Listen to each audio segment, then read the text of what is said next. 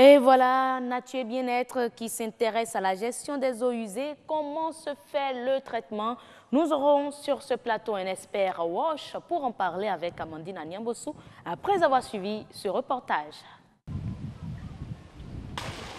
Chargés de toutes sortes de déchets, les caniveaux sont la destination finale des eaux domestiques usées à Cotonou. Ils renferment des flots d'ordures qui nuisent à l'écosystème lagunaire. Il y a quartier Kadjamputa vers le sud, vers le nord c'est Weiho, l'est c'est Vodjekuta. Alors, tous les eaux usées viennent de ces trois quartiers-là et convergent vers le centre. Et ça nous perturbe beaucoup et nous avions fait une délégation pour aller voir les responsables municipaux et ils sont venus et ils ont drainé l'eau, ils ont fait un caniveau qui a traversé le centre vers l'aéroport. La plupart des ménages évacuent les eaux dans la nature en raison de l'absence d'un réseau collectif d'assainissement. J'ai des puisards chez moi, donc quand je lave mes choses, ça va directement dans le puisard. J'ai un évier pour laver les affaires et quand je lave, ça va directement dans le tuyau d'évacuation. Le forage qu'on a fait, qu'on utilise souvent et le patron achète des produits, on les produit dans l'appareil, au fond de l'appareil, dans le trou qui nous purifie de l'eau qu'on utilise. Donc au début, quand on est venu ici, c'était pas comme ça en fait. C'est le patron, c'était un bas-fond complètement, c'était le patron qui a tout aménagé, tous ce caniveau que vous voyez, c'est lui qui a fait ça. Et du coup, quand on lave, l'eau va directement au bas-fond. Et pourtant, la loi cadre sur l'environnement se veut claire. Elle interdit l'évacuation des eaux usées vers les lagunes et les canaux relevant du domaine public. Là-dessus, les populations méritent d'être sensibilisées. Il y a l'incivisme de la population. Les gens déversent des ordures dans les caniveaux pour boucher les artères de l'eau. Et l'eau ne circule plus. Dès que l'eau est devenue stagnante, là, nous connaissons d'inondation. L'eau, source de vie, pourrait être source de maladie lorsqu'elle est mal gérée. Malgré les efforts consentis par la municipalité de Cotonou, la mauvaise gestion des eaux usées reste et demeure une équation à plusieurs inconnus. Merci à vous, Christelle Tongodo, pour ce reportage. On retrouve sur le plateau la fine fleur. Bonsoir. Bonsoir à vous, Heureuse d'Anondé. Très sérieuse ce soir, ouais. Bonsoir à vous, Heureuse d'Anondé. Vous êtes avec Emenique Ladatin, elle est expert WASH. Merci d'être avec nous ce soir. Puis-je me permettre de vous souhaiter bonne fête à vous deux, dames, même si je ne vois aucun signe de rouge quelque part là. Bonne fête, n'est-ce pas? Bonne fête à vous aussi, Heureuse d'Anondé. Merci beaucoup. Et bonne fête à Madame Mirez Emenique Ladatin. Oui. Merci à vous. J'ai laissé tomber Mirez quoi, pour me contenter d'Emenique, c'est mieux. J'ai constaté qu'elle tient à Mirez Emenique. Ok. Parce que c'est 22 pour les noms. Voilà. On va s'efforcer de bien les prononcer. Alors, Amandine, on va y aller. Oui, Heureuse d'Anondé, vous l'avez constaté dans le reportage qui vient de passer. Jour après jour, chacun de nous utilise l'eau de son robinet à des fins domestiques comme industrielles. Mais que deviennent alors ces eaux usées? Eh bien, elles sont déversées dans la nature. Ces eaux, on l'a vu la dernière fois, ont des impacts sur l'environnement. Madame Mirez Emenique Ladatin, dites-nous déjà pourquoi on doit traiter les eaux usées. Ok, merci beaucoup, Madame la journaliste. Les eaux usées, comme l'élément qui vient de passer l'a montré, si elles ne sont pas traitées avant d'être rejetées dans la nature, comportent beaucoup de risques sanitaires. Donc vous voyez, même en 2016, nous avons eu une épidémie de choléra au Bénin. C'est parce que ces eaux que nous rejetons contiennent des germes pathogènes et une fois au contact de la nature, prolifère. Et donc, cette prolifération engendre beaucoup d'autres maladies, telles que la diarrhée chez les enfants, parce que cette eau, une fois contaminée, rentre dans notre alimentation et tout. Et on n'arrive plus à circonscrire le risque qu'il y a autour de ça. Donc, il y a trop de risques sanitaires autour des eaux usées. Des risques sanitaires et environnementaux. Et environnementaux, voilà, oui. et environnementaux autour des eaux usées non traitées rejetées dans la nature. Et comment traiter alors les eaux usées? Le traitement des eaux usées se fait de plusieurs manières, mais on peut retenir qu'en gros, il y a des traitements biologiques et il y a aussi des traitements physico-chimiques. En plus clair, si je prends comment ça évolue au Bénin, nous n'avons pas un système de réseau d'égout où on collecte les eaux usées des maisons pour envoyer ça vers une station d'épuration. Donc, nous avons plus de systèmes autonomes, c'est-à-dire que chaque maison a des fosses septiques pour recueillir l'eau des maisons. On construit ses puisards et tout. Voilà. Et tout ça, normalement, doit suivre une certaine règle qui ne sont pas malheureusement observées. Quelles sont ces règles alors? Voilà. Normalement, les fosses septiques doivent respecter un certain critère en fonction de la taille même du ménage et en fonction même du lieu d'implantation de la maison avant qu'on ne fasse toute construction. C'est pourquoi on demande d'aller faire les permis de construire et tout.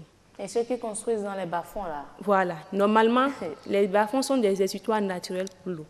Donc, on ne doit pas s'installer dans des bas-fonds. Et pour revenir au niveau des fosses septiques qui sont dans les maisons, il y a un certain nombre de compartiments. Au minimum, c'est 2 compartiments. Et pour aller au-delà même, avant les 2 compartiments, on doit avoir même un bac pour les graisses, tout ce qui est huile de cuisine et tout. Parce que les eaux usées domestiques, c'est composé de quoi et de quoi? Il y a les eaux vannes qui viennent des WC, des sanitaires pour les maisons qui ont un certain standing. Et maintenant, les eaux qui viennent des cuisines. Donc, il faut normalement un bac de dégraissage avant maintenant que l'eau n'aille dans le premier compartiment de la fosse septique. Et là, il y a une digestion sommaire, un pré-traitement qui se fait à ce niveau. Et après ça, il y a normalement maintenant la deuxième. Ce que je n'ai pas compris, le traitement se fait de façon naturelle parce que si je suis à la cuisine, je prépare, j'envoie l'eau dans le lavabo ou bien je ne sais quoi. Quand ça rentre dans le puisard, ça va... la graisse ira de son côté, l'eau de l'autre côté, ou bien c'est dans la construction qu'on compartimente. Normalement, le bac qu'on appelle bac de dégraissage, c'est constitué des éléments qui permettent de retenir la matière grasse. Mais la plupart du temps ici, nous ne le faisons pas. Donc c'est souvent le premier compartiment et le deuxième qu'on fait, muni d'un tuyau de ventilation qui permet de faire évacuer les gaz. Et c'est le traitement biologique qui se déroule parce que naturellement, il y a des micro-organismes qui prolifèrent dans ces milieux. Donc le premier compartiment des fosses septiques fonctionne avec des bactéries qui évoluent donc des bactéries anaérobes. Et après ça, maintenant, ça va dans le deuxième compartiment où on met, souvent des voies, on met du charbon. C'est des matériaux qui permettent d'adhérer les micro-organismes. Et ces micro-organismes constituent au fil des années un biofilm. Et ce biofilm, c'est en quelque sorte des micro-organismes qui se nourrissent de la matière organique biodégradable que nous envoyons comme déchets et tout pour croître. Et donc, c'est leur activité microbienne là qui permet d'épurer l'eau. Et normalement, ça doit être suivi des filtres, des tranchées d'infiltration. Mais souvent, il n'y a pas ça. Et il y a des personnes même qui ne font même pas l'étanchéité qu'il faut au niveau des fosses septiques. Parce qu'une fosse septique est appelée à être vidangée. Donc, il y en a qui ne font pas des étanchéités. Et ça s'infiltre directement dans le sol et on contamine la nappe à petits coups. Voilà. Et normalement, si c'était bien fait, si on avait un réseau, on devait aller maintenant vers une station d'épuration où là maintenant, il y a plusieurs types de traitements qui sont possibles. Vers la station d'épuration, donc il y aura normalement des camions citernes chargés de venir recueillir l'eau dans les puisards afin de les transporter vers ces stations d'épuration, ou bien en construisant les puisards, on fait des tuyaux jusqu'à la station. Bon. Dans le meilleur des cas, si on a normalement un réseau d'égout, ce que nous n'avons malheureusement pas au Bénin, c'est des maisons directement que l'eau va vers la station. Voilà. Maintenant, dans notre cas, qu'est-ce qui se passe? Nous avons 2 cas. Pour ceux qui ont des fosses septiques, quand ça se remplit, il y a les camions qui viennent vidanger. Et il y a les trappes. Il y a pas où on appelle ça trappe, où on peut plonger le bout du camion. Il y a le tuyau qui peut écumée vidangée vers le camion, vers le camion citerne. Oui. Maintenant, de l'autre côté, à 75%, nous avons ceux qui ont les latrines, qui produisent des bouts de vidange traditionnels. Oui. Il y a différents types de latrines, mais qui produisent maintenant des bouts de vidange. Mais une fois que tout ça là est collecté par les camions vidangeurs, on amène ça vers maintenant une station de traitement et d'épuration. Et à ce niveau, il y a plusieurs possibilités. On peut faire des traitements intensifs ou des traitements extensifs. Les traitements intensifs, ça va des boues activées, donc c'est les micro-organismes qu'on met au contact de l'eau usée là, oui, pour digérer la matière organique qui est biodégradable. Et maintenant, il y a aussi d'autres types qui sont appelés les lits bactériens, où c'est des cultures fisses, où les micro-organismes sont fissés sur des matériaux de garnissage. Donc c'est un massif qui est rempli de matériaux qui comportent les micro-organismes qui bouffent. Je constate que Madame Aladati utilise beaucoup plus de termes techniques. Mais ce n'est pas grave, on essaie de comprendre, de la suivre et de comprendre un peu. Dites-nous déjà, est-ce que c'est le même traitement qu'on fait pour les eaux usées domestiques qu'on fait également pour les eaux usées industrielles? Les eaux usées industrielles, ça dépend de l'activité de l'industrie. Si c'est une industrie agroalimentaire qui ne produit pas des matières organiques qui ont des polluants persistants et qui n'ont pas de risques et tout, si c'est biodégradable, on peut envoyer dans les mêmes stations pour traiter comme les eaux résiduaires urbaines. Maintenant, quand c'est peut-être une industrie qui fait de la peinture, là c'est des eaux usées qui sont vraiment spécifiques. Donc, ce n'est pas le même traitement qui est réservé pour ces eaux. Comment on traite ces eaux alors? Pour les eaux industrielles, par exemple, qui ont des risques comme ça, on fait d'abord le traitement biologique pour enlever toute la partie biodégradable par les micro-organismes. Et ensuite, maintenant, on fait un traitement chimique en fonction de polluants, des polluants qui sont dans l'eau, qui sont contenus dans l'eau usée là. Il y a différents types de traitements qu'on fait. Si c'est pour enlever tout ce qui a comme matière azotée, il y a ce qu'on envoie dedans.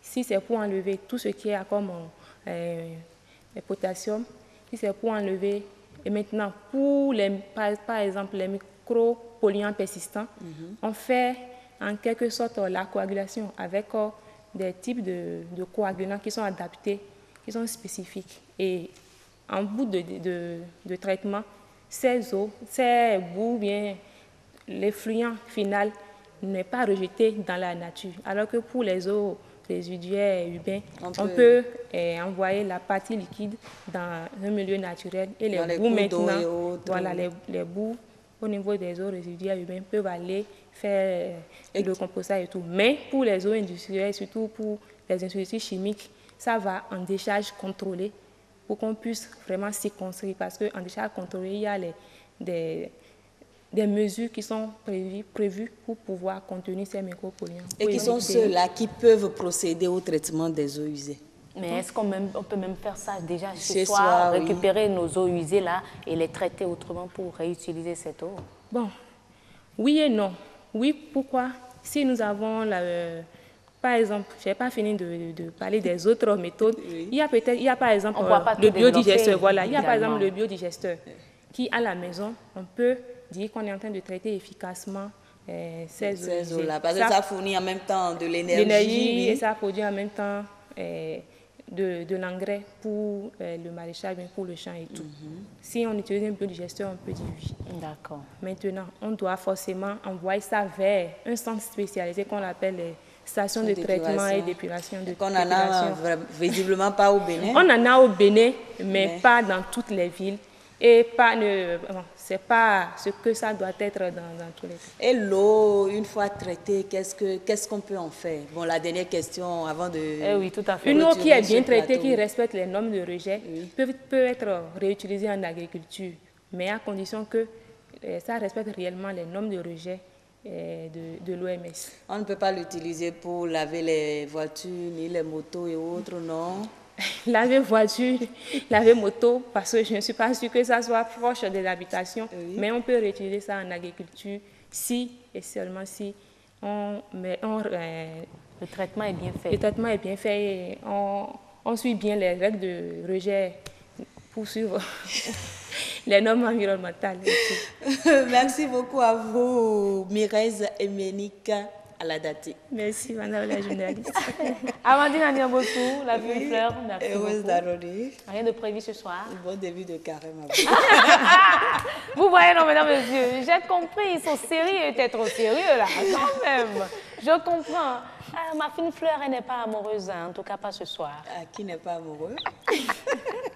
Et voilà, mesdames et messieurs, c'est terminé pour Nature et Bien-être. On était donc avec Emenik Aladate, expert WASH. WASH, là, c'est quoi d'ailleurs? Water, sanitation and hygiene. Ok.